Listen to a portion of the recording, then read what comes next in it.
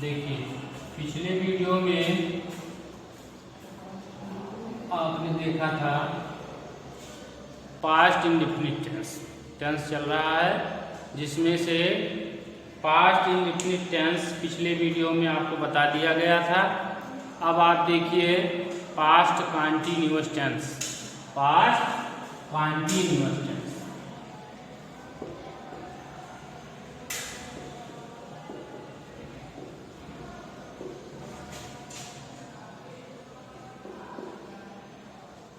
Past continuous tense spelling देख लीजिए, CONTINUOUS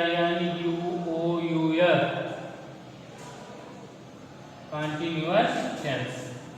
ठीक, इसमें देखिए सबसे पहले क्या है, पहचान। सबसे पहले क्या है, पहचान। जिस हिंदी वाक्य के अंत में रहा था, रही थी, रहे थे आदि आते हैं तो वहाँ पास्ट इंडेफिनिट टेंस होता है। जिस हिंदी वाक्य के अंत में रहा था, रही थी, रहे थे, रही थी आदि आते हैं वहाँ पास्ट इंडेफिनिट टेंस होता है। ठीक है, पहचान में आप जैसे आप प्रेजेंट कंटिन्यूअस में क्या था कि रहा है, रही है, रहे हैं, रहा हूँ, रही हूँ आदि आते हैं तो वहाँ प्रेजेंट कंटिन्यूअस टेंस होता है। इसी प्रकार इसमें क्या है, पास्ट कंटिन्यूअस टेंस में जिस हिंदी वाक्य के अंत में रहा था, रही थी, रहे थे, रही थी आदि आते हैं वहाँ पास्ट कंटिन्यूअस टेंस होता है। हम आपको पहले भी बता चुके हैं कि कंटिन्यूअस का प्रयोग जहाँ भी होगा, यानी कंटिन्यूअस जहाँ भी आएगा वहाँ आपको वर्ब का आईएनजी फॉर्म लगाना पड़ेगा। वर्ब के फर्स्ट फॉर्म में किसका प्रयोग होगा, आईएनजी का प्रयोग होगा। समझ में आ रहा है, पहचान तो आप जान ही गए। उसके बाद देखिए उसमें क्या होगा, वर्ब के फर्स्ट फॉर्म में आईएनजी का प्रयोग होगा। अब आप देखिए अफर्मेटिव सेंटेंस। सबसे पहले क्या है, अफर्मेटिव सेंटेंस।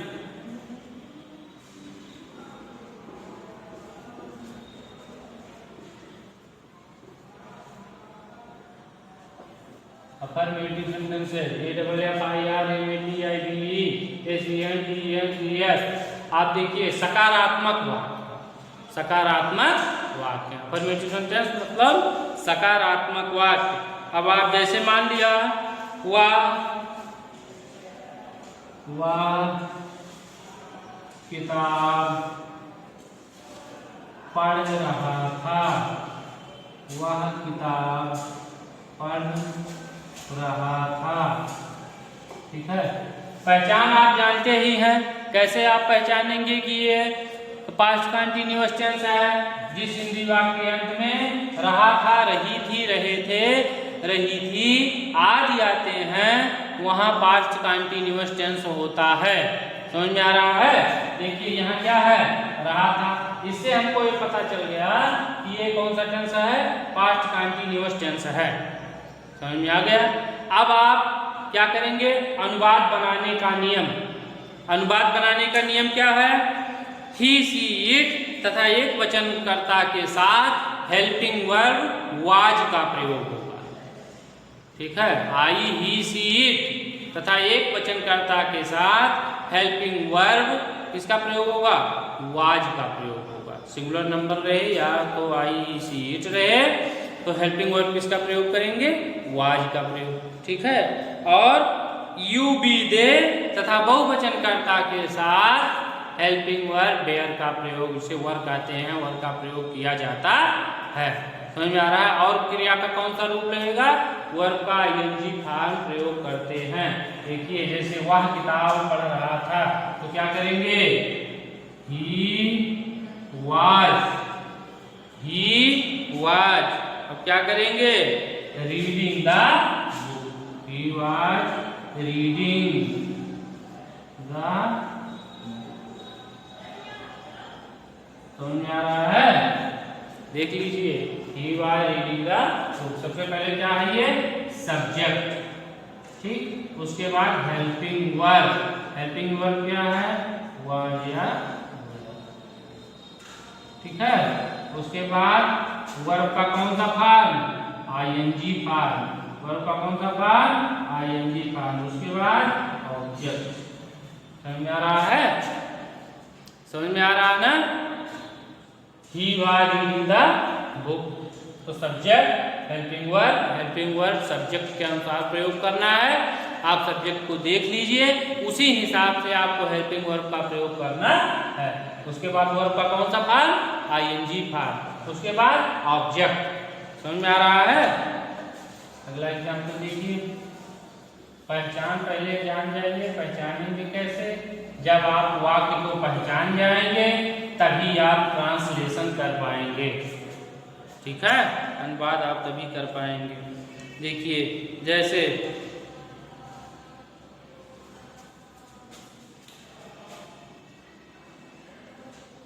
वह घर जा रहा था, वह घर जा रहा था, तो क्या हो जाएगा, he was going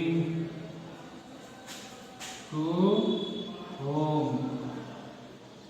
ठीक है, वह घर जा रहा था।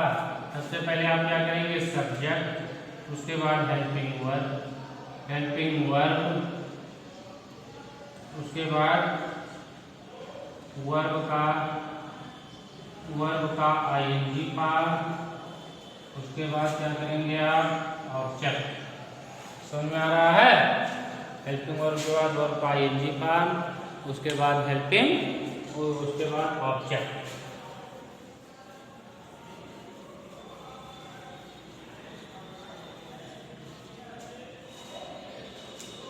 शेर जंगल में दहाड़ रहा था, शेर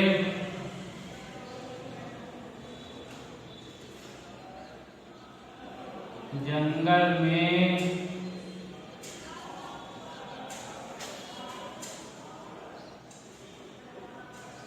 दहाड़ रहा था, शेर जंगल में दहाड़ रहा था। ठीक है, तो क्या करेंगे, लायन वाज, रोल मीन्स होता है दहाड़ना, roaring in the forest, roaring in the forest. सबसे पहले सब्जेक्ट, उसके बाद हेल्पिंग वर्ब, उसके बाद वर्ब का आईएनजी फॉर्म, उसके बाद क्या है, ऑब्जेक्ट। समझ में आ रहा है। अगला वाक्य देखिए,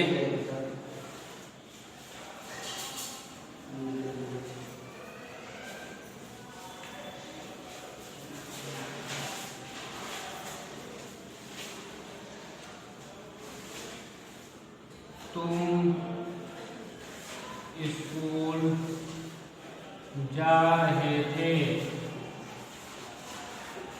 तुम स्कूल जा रहे थे, क्या करोगे, you are going to school. पहचान आप जानते ही हैं,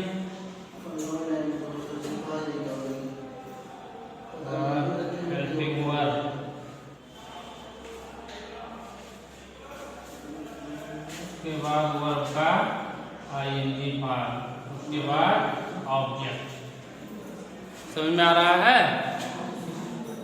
अब अफर्मेटिव सेंटेंस हो गया है, दो चार एग्जाम्पल आप बनाते रहिएगा। इसके बाद देखिए निगेटिव सेंटेंस, सकारात्मक वाक्य हो गया। अब आप देखिए नकारात्मक वाक्य, निगेटिव सेंटेंस।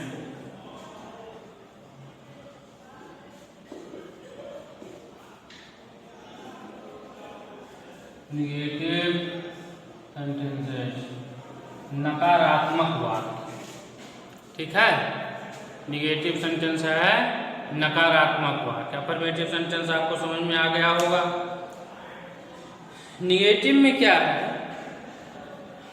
शेष नियम सब वही रहेगा, केवल आपको नॉट का प्रयोग करना है। बाकी आईएनजी फॉर्म लगेगा, उसमें कोई दिक्कत नहीं है। जैसे मैं नहीं सो रहा था, मैं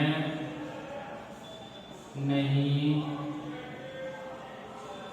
सो रहा था, मैं नहीं सो रहा था, तो क्या करेंगे आप? I was not sleeping, I was not sleeping. समझ में आ रहा है? तुम अपना गृह कार्य नहीं कर रहे थे, तुम अपना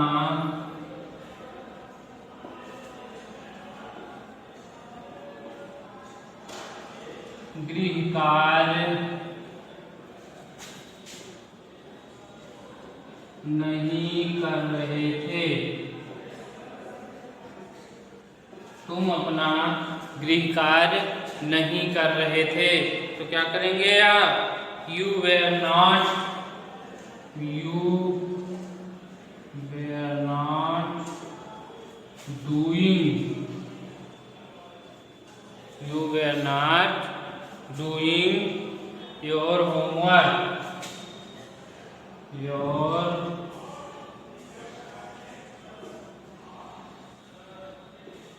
होमवर्क। ठीक है, you were not doing your homework, यहाँ लिख दे रहे हैं, देख लीजिए, योर होमवर्क यहाँ नीचे लिख दिए हैं, देख लीजिए, you were not doing your homework.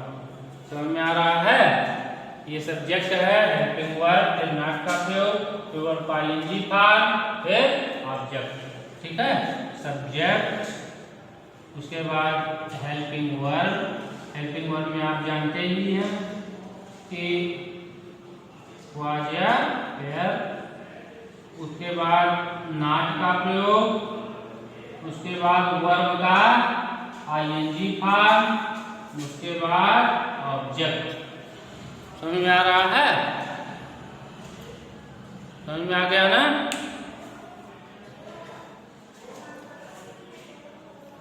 Negative sentence आ गया समझ में? देखते रहिएगा, 2, 4, 5 एग्जाम्पल घर पे भी बनाते रहिएगा। जब आप एग्जाम्पल बनाते रहेंगे तो आपको समझ में आता रहेगा। ठीक है,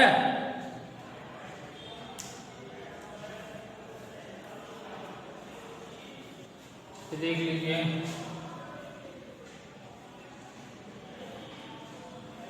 सीता गाना नहीं गा रही थी, सीता गाना नहीं गा रही थी, तो आप क्या करेंगे? Sita was not singing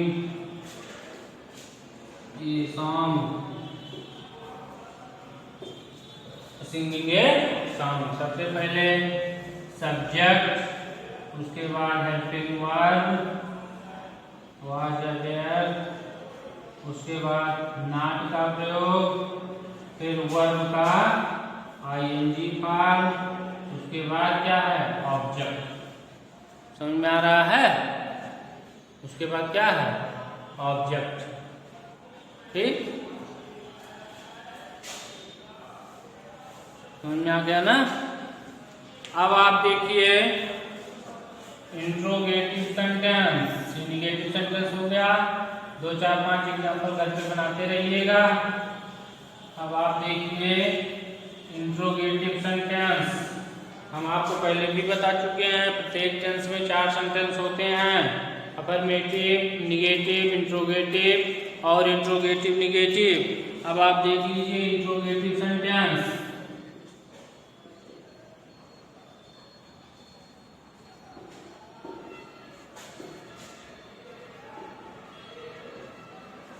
interrogative sentence, INTRROGATIVE,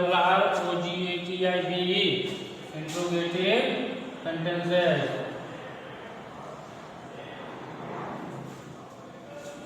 प्रश्नवाचक वाक्य, अब इसमें इंट्रोगेटिव और इंट्रोगेटिव निगेटिव दोनों हमको पढ़ना है। देखिए इसमें दो टाइप पहले भी हम बता चुके हैं आपको। प्रश्नवाचक वाक्य दो तरीके के होते हैं। ये यदि प्रश्नवाचक शब्द पहले आए हो तो उसकी अंग्रेजी नहीं लिखी जाती है, सबसे पहले हेल्पिंग वर्ड से वाक्य की शुरुआत किया जाता है। या तो एक होता है यदि वाक्य के बीच में प्रश्नवाचक शब्द आए हो, प्रश्नसूचक शब्द, तो उसकी अंग्रेजी पहले लिखिए, उसके बाद हेल्पिंग वर्ड, उसके बाद सब्जेक्ट, इससे वाक्य की शुरुआत किया जाता है। जैसे क्या वर्षा हो रही थी, क्या वर्षा हो रही थी, देख लीजिए क्वेश्चन मार्क। क्या वर्षा हो रही थी तो क्या करेंगे आप, वाज इट रेनिंग, वाज, क्योंकि प्रश्नसूचक शब्द पहले आया है इसलिए वाक्य की शुरुआत हेल्पिंग वर्ड से वाक्य को शुरू किया जाएगा। तो क्या हो जाएगा, was it raining, was it raining.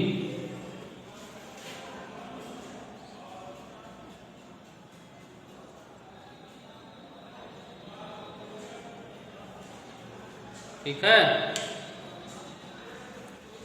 क्या तुम, देख लो,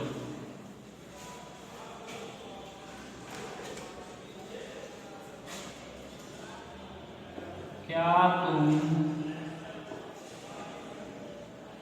स्कूल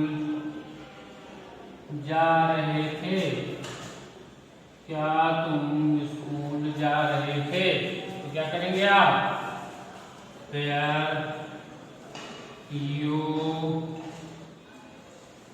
गोइंग टू स्कूल, उसके बाद क्या करेंगे, क्वेश्चन मार्क। सबसे पहले हेल्पिंग वर्ब, ठीक, उसके बाद सब्जेक्ट, उसके बाद वर्ब का आईएनजी फॉर्म, उसके बाद ऑब्जेक्ट, उसके बाद क्वेश्चन मार्क। समझ में आ गया। अगर मान लीजिए यही वाक्य होता कि तुम उस स्कूल क्यों नहीं जा रहे थे, इंट्रोगेटिव निगेटिव हो जाता, यही वाक्य आप देख लीजिए, और वाक्य के बीच में प्रश्नवाचक शब्द हो और निगेटिव भी हो, तो आप क्या करेंगे, देख लीजिए, क्या यही वाक्य देख लीजिए, तुम स्कूल क्यों नहीं जा रहे थे,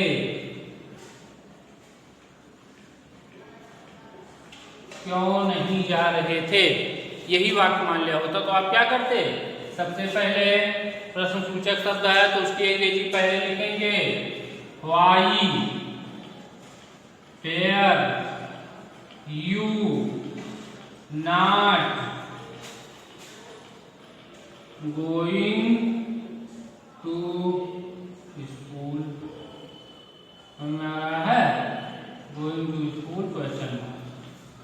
ठीक, देख लीजिए, सबसे पहले क्वेश्चन वर्ड, उसके बाद हेल्पिंग वर्ब, उसके बाद सब्जेक्ट, उसके बाद नॉट, उसके बाद वर्ब का आईएनजी फॉर्म, वर्ब का आईएनजी फॉर्म, उसके बाद ऑब्जेक्ट, उसके बाद क्वेश्चन मार्क। समझ में आ रहा है। उसके बाद क्या करोगे, क्वेश्चन मार्क। समझ में आ रहा है ना। मल्य वाक्य होता वह कहाँ पढ़ रहा था, वह, ये इंट्रोगेटिव निगेटिव हो गया, देख लीजिए, ये इंट्रोगेटिव निगेटिव वाक्य था, वह कहाँ पढ़ रहा था, वह कहाँ पढ़ रहा था, ठीक, अब वाक्य के बीच में प्रश्नसूचक शब्द आए हैं तो क्या करेंगे आप, where, उसके बाद क्या करेंगे, helping verb, where was he reading,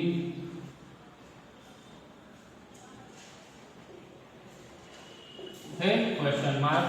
सबसे पहले आप क्या करेंगे, क्वेश्चन वर्ड, उसके बाद हेल्पिंग वर्ब, उसके बाद सब्जेक्ट, उसके बाद वर्ब का आईएनजी फॉर्म, उसके बाद क्वेश्चन मार्क।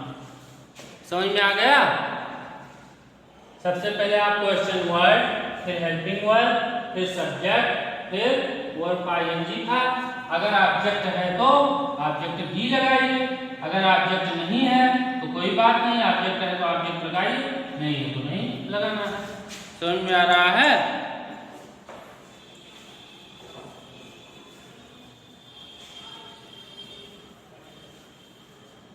इस प्रकार देखिए, अब आप जो है एक वाक्य और देख लीजिए, शोर कौन कर रहा था, शोर कौन कर रहा था, देख लीजिए, Who was making a noise? Who was making a noise? Who was making a noise? समझ में आ रहा है, Who was making a noise? तो देख लीजिए, इस प्रकार जो है ये पास्ट कंटिन्यूअस टेंस आपका खत्म हुआ। एग्जाम्पल आप देखते रहिएगा, जिससे जैसे जैसे एग्जाम्पल आप करते रहेंगे वैसे वैसे आपका काम होता रहेगा। अगर आप जो है 5-5 एग्जाम्पल सब में करते रहिएगा, यानी अफर्मेटिव सेंटेंस में निगेटिव, इंट्रोगेटिव, इंट्रोगेटिव निगेटिव, सभी का 5-5 एग्जाम्पल आप करते रहिएगा। ठीक है, धन्यवाद।